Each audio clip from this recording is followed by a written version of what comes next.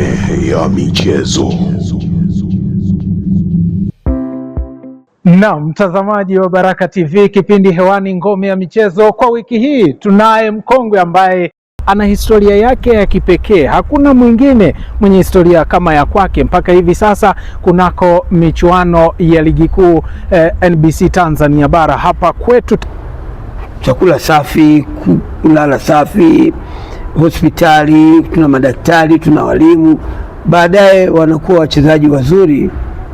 Baadaye tunawajaribisha mchezo mmoja kwenye ligi kuu.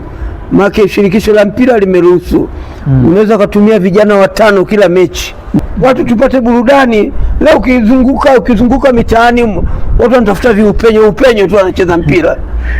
Viwanja vikavu, viwanja nini? Tutapataje vijana wazuri? Tutengeneze viwanja kwenye tarafa zetu, vijiji. Serikali ina uwezo. Serikali ina uwezo. Leo umetengeneza mabarabara, SGR, nini. Tukumbuke basi hata burudani zile. Ili vijana wale waepukane kuzunguka tu kutembea usiku. Wanafanya mazoezi, tunapata vijana. Wakienda kulala hata uhalifu na kwa hakuna. Sawa, huyu ndiye mgeni wetu ambaye tupo naye siku hii ya leo. Mimi ni mngoni halisi bwana. Usikia mngoni, make ukifika Mbeya ukutana Nyakyusa. Kabisa. Na Wanyakyusa ni watani zangu. Na nimefika Mbeya nimekutana na Wanyakyusa wengi sana.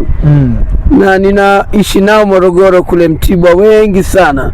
86 ndio ilikuwa naitwa Mtibwa tu. Baadaye baada ya Mtibwa kiwanda kuchukua timu nikaongeza jina Sukari. Nilipendekeza, nilimwona katibu mkuu enzi hizo marehemu sasa Kanuti Sabuni, kambezekani hiki ni kiwanda cha Mtibwa Sugar. Iwe vipi Mtibwa timu iitwe Mtibwa tu? Hebu tupeleke barua kwenye shirikisho la mpira la Tanzania. Usema kwamba sio TFF.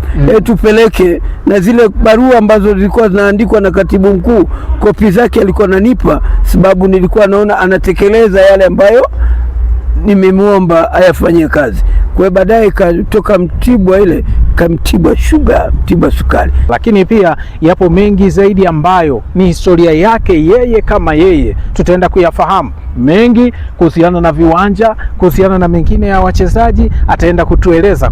Kiongozi mwandamizi ndani ya klabu ya soka ya Mtibwa, huwezi ukaliacha jina la Salum Shabani Mayanga.